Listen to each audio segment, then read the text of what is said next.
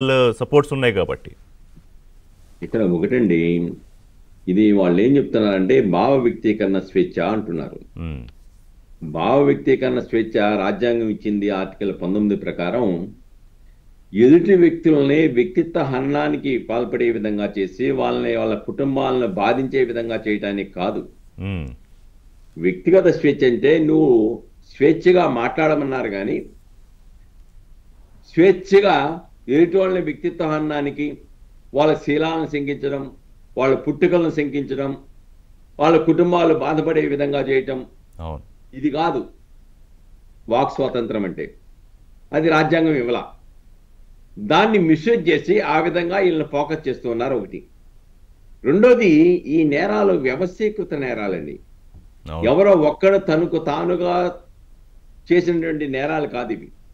ఈ తప్పుడు social media పోస్టింగ్లు ఇవన్నీ కూడా ఒక గ్రూపు, ఉమ్మడిగా ఒక గ్రూపు మొత్తం కలిసి ఫలానా వాళ్ళని టార్గెట్ చేయాలి, ఫలానా పార్టీలను టార్గెట్ చేయాలి, దాంట్లో యాక్టివ్గా పనిచేసే మహిళలను టార్గెట్ చేయాలి, యాక్టివ్గా ఉన్న నాయకులను టార్గెట్ చేయాలి అని టార్గెటెడ్గా పనిచేసినటువంటి పెయిడ్ ఆర్టిస్ట్ సోషల్ మీడియా లీడ్లు.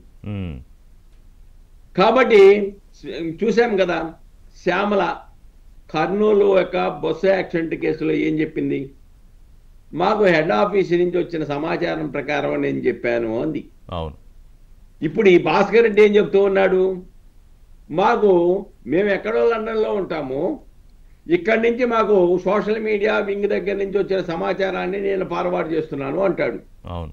అంటే దానికి మూలాలు ఎతకాలి. ఇప్పుడు ఎవరు వాళ్ళు చేసిన వాళ్ళు, అసలు కుట్రదారులు ఎవరు, వాళ్ళని వెలికితీసి వాళ్ళ మీద చట్టపరమైన చర్యలు కూడా లోతుగా విచారించవలసిన సమయం ఆసన్నమైంది. ఇక్కడ ఆ ఫోటోలు అవి చూశానండి, ఎంత అసభ్యకరం అండి. అసలు ఎంత ఆవేదన చెంది ఉంటారండి వాళ్ళ కుటుంబాలు. అవును. కాబట్టి అసలు లోకేష్ని పెట్టిన చూసిందా, లేకపోతే భువనేశ్వర్ గారి ఫోటోలు చూసినా, లేదంటే యామిని గారి ఫోటోలు చూసినా, లేదంటే మనోహర్తో పెట్టిన ఫోటోలు చూసినా, ఉమ్, లేకపోతే పవన్ కళ్యాణ్ గారి మీద పెట్టిన ఫోటోలు చూసినా ఎంత బాధాకరంగా ఉంటాయండి. బయట చూసినా మనమే అయ్యోచి ఇలా పెట్టారేంట్రా ఎదవలని చెప్పేసి అనుకునే పరిస్థితిలో ఉన్నప్పుడు, అవును. వ్యక్తిగతంగా వాళ్ళ కుటుంబాలు, వాళ్ళ కుటుంబ సభ్యులు, లేకుంటే వాళ్ళ పిల్లలు ఏ విధంగా ఆవేదనకు గురై ఉంటారండి. కాబట్టి అటువంటి వ్యక్తుల్ని ఇప్పుడు అక్రమ అరెస్ట్ అంటున్నారు. దురదృష్టకరం. సిగ్గు ఎగ్గు లేకుండా వాళ్ళ తండ్రి మరణానికి వచ్చాడు, లేకపోతే దొరికేవాడు కాదు పంచి ప్రభాకర్ లాగా, లేదంటే ఇంకొకడు పశువుల డాక్టర్ ఒకడు ఉన్నాడు, వాళ్ళలాగా దొరికేవాడు కాదు, మమ్మల్ని ఎవరు అరెస్ట్ చేయలేరులే, మేము విదేశాల్లో ఉన్నాము అని చెప్పేసి అని విర్రవీగిన వీళ్ళు ఈరోజు ఇండియాకు వచ్చారు. వచ్చిన తర్వాత ప్రభుత్వం కూడా, పోలీసు యంత్రాంగం కూడా వాళ్ళ పట్ల తండ్రి చనిపోయాడనే సానుభూతితో ఆ కార్యక్రమాలు అయ్యే వరకు అవకాశం కల్పించింది. అవును. తర్వాత నువ్వు విజయవాడ వచ్చావు కాబట్టి హాస్పిటల్లో నిన్న హాస్పిటల్కి వెళ్తుంటే అరెస్ట్ చేశారు. తర్వాత నీకు ఆల్రెడీ న్యాయస్థానంలో అడిగావు, చివరి 14వ రోజు కార్యక్రమానికి కూడా అనుమతి అడిగావు, ఇచ్చింది. చట్ట ప్రకారంగా నువ్వు తీసుకున్న రెమెడీలను ఎవరు కాదనం. నువ్వు చేసిన చట్ట వ్యతిరేక చర్యలు ఏవైతే ఉన్నాయో దాని మీద ఈ రోజున నిన్ను చట్ట ప్రకారం అరెస్ట్ చేశారు. కానీ ఈ రోజున ఏం చేస్తున్నారు వైఎస్ఆర్సీపీ వాళ్ళు? దాన్ని సింపథెటిక్గా మార్చడానికి, తండ్రి చనిపోతే అయ్యో అరెస్ట్ చేస్తారా, అదొకటి, అసలు మాట్లాడితేనే అరెస్ట్ చేస్తారా లేకపోతే రాస్తేనే అరెస్ట్ చేస్తారా అని మొదలుపెట్టారు. ఇక్కడ చాలా బాధాకరమైన ఒక్క చూడండి, భారతిరెడ్డి గారి మీద పెట్టి మీరు ఎంత కగ్గులు పెట్టారు. అది తెలిసిన వెంటనే చంద్రబాబు నాయుడు గారు కిరణ్ని సస్పెండ్ చేశారు, ఇమ్మీడియట్గా అరెస్ట్ చేశారు కదా. అవును. ఎవరు కూడా కూటమి ప్రభుత్వంలో ఉన్నటువంటి ఏ పార్టీ సోషల్ మీడియా కూడా వ్యక్తిత్వ హననానికి పాల్పడితే ఊరుకోమని ఆయా పార్టీల నాయకులు చెప్పారు కదా. ఎందుకు జగన్మోహన్ రెడ్డి గారు చెప్పలేకపోతా ఉన్నారు? ఎందుకు ఆ దిశలో ఆలోచించలేకపోతే అంటే ఎంత విచ్చలవిడిగా పెయిడ్ ఆర్టిస్టులను తయారు చేసి ప్రతిపక్ష పార్టీల కానీ కాదు సార్ సుబ్బారావు గారు, మీరు అంటుంటే నాకు ఇప్పుడు ఆయన ముఖ్యమంత్రిగా ఉన్నప్పుడు అసెంబ్లీలో భువనేశ్వర్ గారి విషయంలో కానీ అనిత గారి విషయంలో ఎవరి విషయంలో వాళ్ళ నాయకులు మాట్లాడినా అడ్డుపడకపోగా ఇంకా మాట్లాడండి అన్నట్టుగా నవ్వడం, సైగలు చూసాం. ఇప్పుడు ప్రతిపక్షంలో ఉన్నప్పుడు కూడా మీరు ఫోన్లని గన్లుగా మార్చుకోండి, అసలు జైళ్ళు కేసులు అరెస్టుల గురించి పట్టించుకోకండి చెప్తూ ఉంటే వీళ్ళు ఆగుతారా ఇంకా?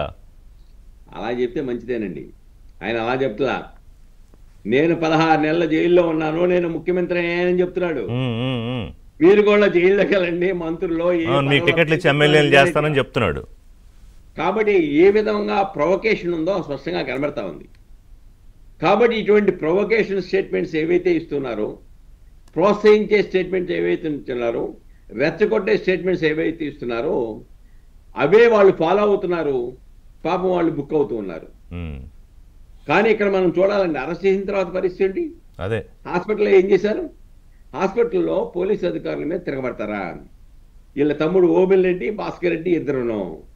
అంటే ఇంకా వైఎస్ఆర్సీపీ అధికారంలో ఉందనేటువంటి అహంలో ఉన్నారా వీళ్ళు? ఆ భ్రమలో ఉన్నారా? ఎందుకు ఇలా చేస్తా ఉన్నారు? చట్టం తన పని తాను చేసుకుంటున్నప్పుడు ఎందుకు ఈ విధంగా తిరుగుబాటుతనం కానీ, లేదంటే అమాయకుడు అని చెప్పేసి కానీ, ఒక్కసారి ఇప్పుడు ఎవరైతే భాస్కర్ రెడ్డి అరెస్టుని ఖండిస్తూ ఉన్నారో ఆ ఫోటోలు వాళ్ళ దగ్గర పెట్టి వాళ్ళ కుటుంబ సభ్యులను పక్కన పెట్టి చూడమనండి. అంతే, జస్ట్ స్వాప్ చూసుకుని సరిపోమంటే సరిపోతుంది. చూసుకోమంటే ఒక్కసారి చూసుకుంటే వీళ్ళకి ఇంట్లో భోజనాలు కూడా పెట్టరు. అవును. కాబట్టి ఇటువంటి తప్పుడు పనులు చేసి తప్పుడు పనులను సమర్థించడం చాలా దురదృష్టకరం. ఇంకోటి అంటే ఫేక్ గ్రూప్స్ కింద తయారు చేశారు.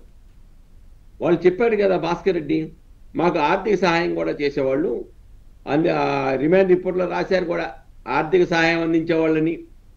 అలానే ఈ పోస్టులు పెట్టడానికి గతంలో వైఎస్ఆర్సీపీ కార్యాలయం నుంచి ఆదేశాలు అందేయని, ఇవన్నీ కూడా భాస్కర్ రెడ్డి చెప్తున్నాడు. గతంలో శ్యామల చెప్పింది. కాబట్టి వీళ్ళ కార్యాలయం యొక్క ప్రవృత్తి ఏంటంటే వ్యక్తిత్వ హననానికి సో ముందు టార్గెట్ చేయాల్సింది. ఒక బ్రేక్ తీసుకుందాం. మీరు